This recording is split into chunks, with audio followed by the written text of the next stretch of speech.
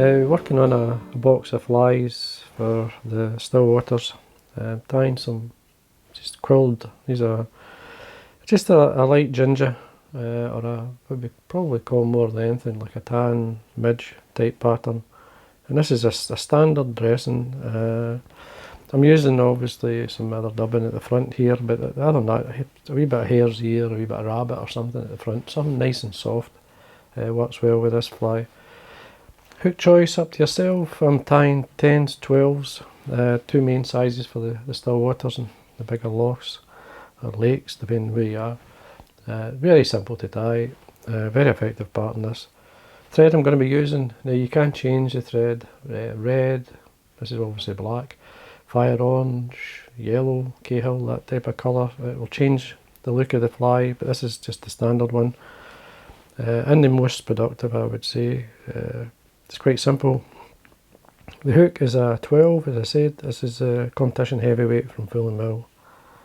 I'm just going to run down to basically, we're in line with the point of the hook, just and no more, but a turn maybe just by it.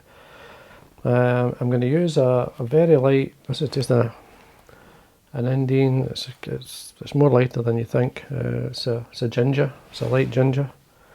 So I'm using up these larger hackles. And I'm just going to pull off some. Now, what I try and do is, working with a couple of feathers. This is close to the tip, they're much sharper, stiffer fibre. I'll use the bottom fibres for the throat, which will be a bit softer. It just sits better, so I'm going on to the slightly further up. And don't be shy with the fibres. You can bring them 90 degrees from the stem, just bring them straight out. The tip should line up, tail them away. You're looking for a length, at least the hook length. Tie that on the top, a couple of turns, but those turns, well, 3 turns there, heading down the way. You trim this away, the sort of length of the body, but leave a good head length. Well, a couple of mil anyway for the head and for the dubbing.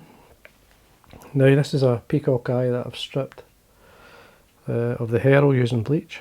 It's just a natural one. We tear it off. Now there's a fine fibre on it. Still, I don't always take it straight back to the pure quill.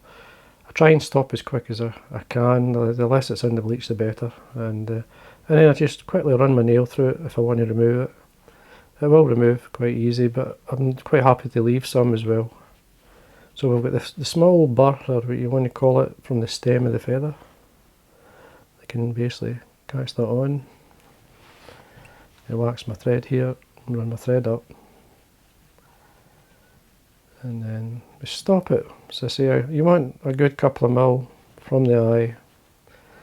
And then the easiest way to protect it is I'm using a super glue onto the body. So it's the brush type one. And then wind the way up.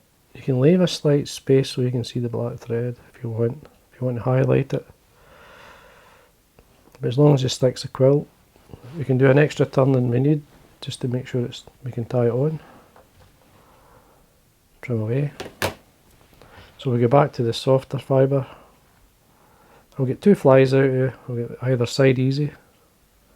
So we just again bring it straight out, tear it away. You could use a hen, you could use what you like, or you could just use even the stiffer fibre, it's still okay.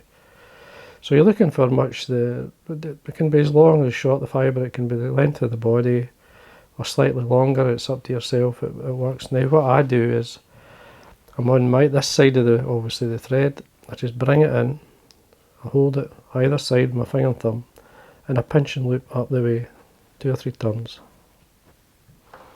And then if you want, you can spread it with your nail, and that'll slightly open the fibre out.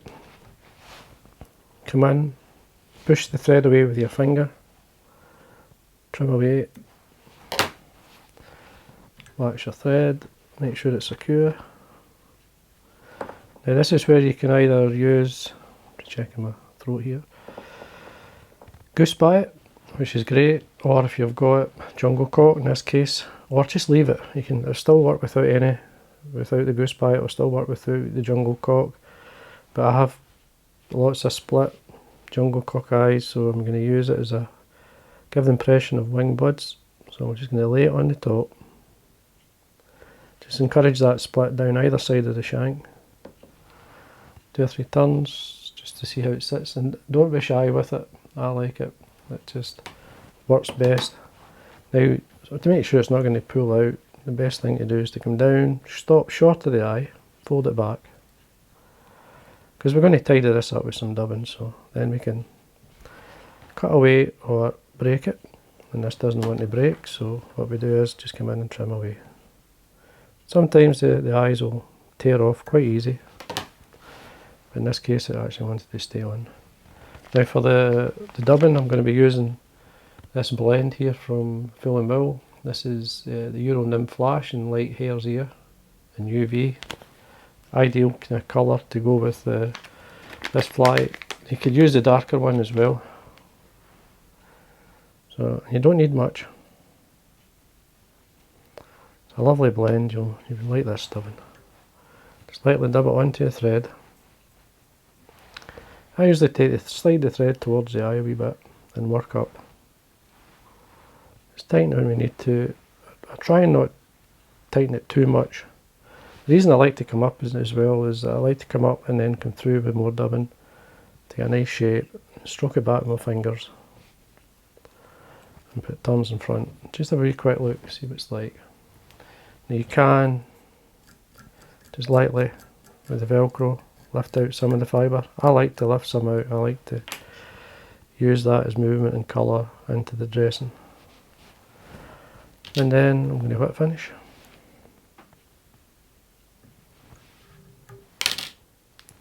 So say if you change the colour of the thread to like say cahill, yellow even, fire orange, orange even, or red, claret, it blends into this dressing really well. So you can have variants of the fly, but this is basically the standard one. Maybe a bit of varnish all the way around. Now you could varnish the thread and whip finish, which would be fine. But I'll just varnish it like this. And there we are. It's just a wee ginger quill, or like when you see it, it's very tan like, ideal colour for the summer months, and a great pattern. So hope you enjoyed that, and again, thanks for watching.